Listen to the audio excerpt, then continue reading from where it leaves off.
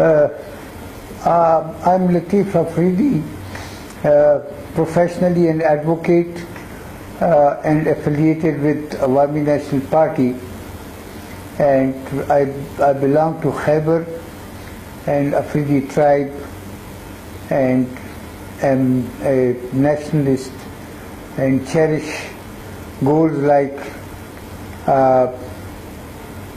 social welfare for the Pashtuns, their political rights, their economic rights, their cultural rights, and their equal share in all spheres of life in Pakistan. Pashtun is a nation which has thousands of years of history, and they have their peculiar geography. Their land is known in history, and Afghans or Pashtuns have been playing a very vital role in the Indian history, in the regional history. They have ruled India for more than 300 years. They have even ruled Central Asian areas. Some of them they have even they had gone and captured sometimes Iran, and they have their distinct history, their culture, and their economy and all that. Unfortunately, they have a very long tribal life, and because of the tribal and feudal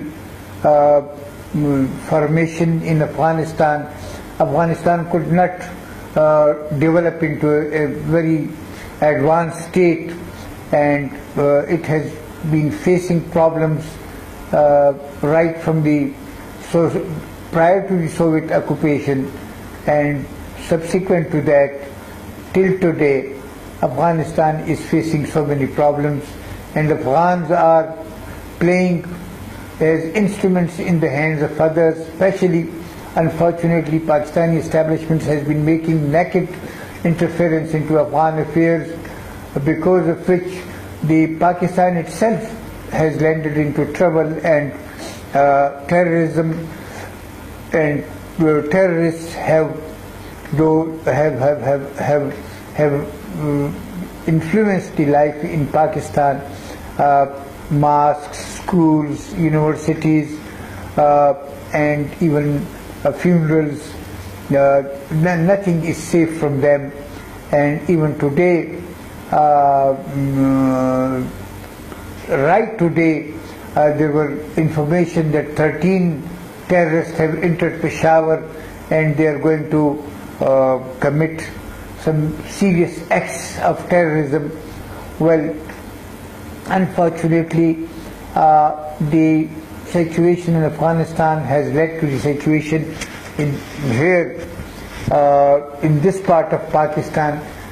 Historically, this part of Pakistan, which is known as Khyber Pakhtunkhwa and the adjoining tribal area, these were parts of Afghanistan in history, and initially this area was occupied by Sikhs when the Sikhs were driven out by Britishers in 1849, and from 1849 till 1947 the Britishers were ruling this area.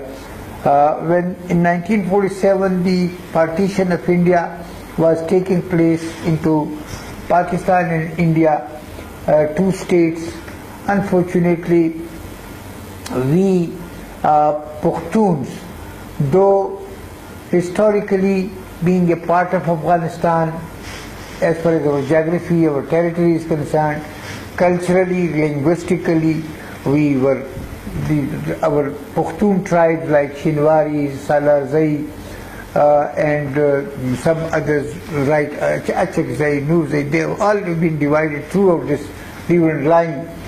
But so if somebody has said so, like say Mahmud Khan has said so, that historically this was a part of Afghanistan, there was nothing wrong in that. Those who have read history, they don't deny this fact that historically this was a part of Afghanistan, but In the partition of India, when the British colonialists were leaving, unfortunately, Pashtuns, although despite their bright struggle, despite their sacrifices, despite their fight, very long fight, as compared to the present parts of in Pakistan, Afghans or Pashtuns leadership did not present their case for independence or for their distinct existence, and they remained in Pakistan, and we are still in Pakistan. And to be in Pakistan is not something bad, but you see the way we have been, we are being treated. Taliban were imposed on us. Our houses, more than 200,000 houses, our houses have been burned. Thousands of people from tribal areas have been sent to camps, and they are displaced. Their houses have been burned. They are displaced people. In all that, employment opportunities or some sort of other opportunities, that economic opportunities that could be utilized by Pashtuns, they all were reduced into a knot, and nothing was left for Pashtuns. Therefore, Pashtuns leadership, especially political parties, they should consider this situation. They should unite, and they should have a common agenda. They should have common demands, and they should have equal rights in Pakistan, because Pakistan is a federation, and in federalism it is essential that every federating unit must have all the rights which are enjoyed by the other units. But here, one federating unit, Punjab, is dominating the whole of Pakistan. Balochis, Sindhis, Pashtuns, Mahajers, and everybody else. Therefore, unless the Pashtun leadership get together, unless they have a new agenda, unless they organize themselves into a new political, into a strong, united political party, and they make a united demand, they will remain split up like this as they are.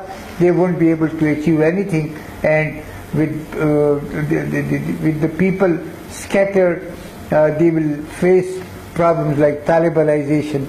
They will face economic problems, having no industries, having no employment opportunities, and Pashtuns will be either going to the Middle East, or they will be starving in their own areas, because unless the resources developed here and they are put to the use of the people, and they are enabled economically to have a prosperous life, which is only possible if we have a new approach to our problems, to a new nationalist approach, in which the common man should have a share, in which there must be education, there must be health care, there must be drinking water, there must be women's rights, and there must be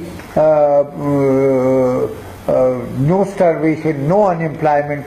Such a program, unless evolved unitedly, I think the situation has become quite difficult for Pakistan, for Pashtuns in Pakistan, and they will remain scattered. They will remain.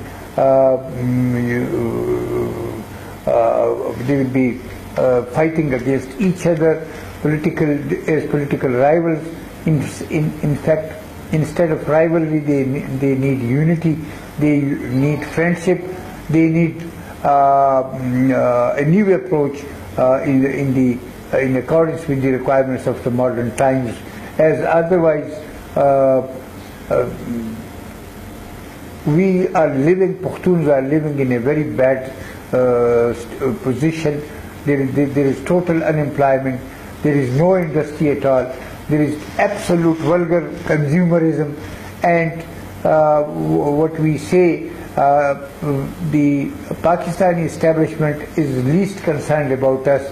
You see, they are not giving our due share to us, and that due share unless we unite for that and we get it by our unity, then what would happen that we will be helpless as we are in face of Taliban, we will be helpless as we are in face of unemployment, we will be helpless as in the face of the economic domination of Punjab in all institutions, and neither we have democratic rights, because the army in fact in Pakistan is calling the shots, and the real force is the Pakistan army and not the political parties. They are just sharing power for their own interest. The real interest and the real decisions are those of the Pakistan army, and they are calling the shots and they are making decisions as if the rest of the institutions are subordinate to them. Though constitutionally and legally army is just one department, one wing of the Department of Defense, and they are subordinate to the democratically elected governments, and they should behave like that. But unfortunately it is not the case in Pakistan, and it's not now, it is since 1958 that the first dictator he took power, then another dictator, then another dictator, and then another dictator. Sir, what is your message to the Pashtun leadership? Well, obviously, number one, Pashtuns must unite. As far as leadership is concerned, the leaderships, they should forget about petty differences. They should come on for a new agenda. They should unite. They should decide what are their priorities, what are the economic priorities, what are the political priorities, what are the cultural priorities, what are our status in the federation, and what we ask for, what we need, what are our rights constitutionally, and what are actually given to us. So unless the Pashtun leaderships unite, unless the political parties unite, unless they forget about these petty differences and they forge unity, they won't be in a position to get anything, and they would be as isolated, as deserted, as condemned as we are at the present. Sir, thank you so much for talking to the Pashtun Times. So I'm also grateful to you for having come to Pashtun Times, to have come all the way along from Islamabad and have interviewed me. Thank you very much for that. Thank you, sir.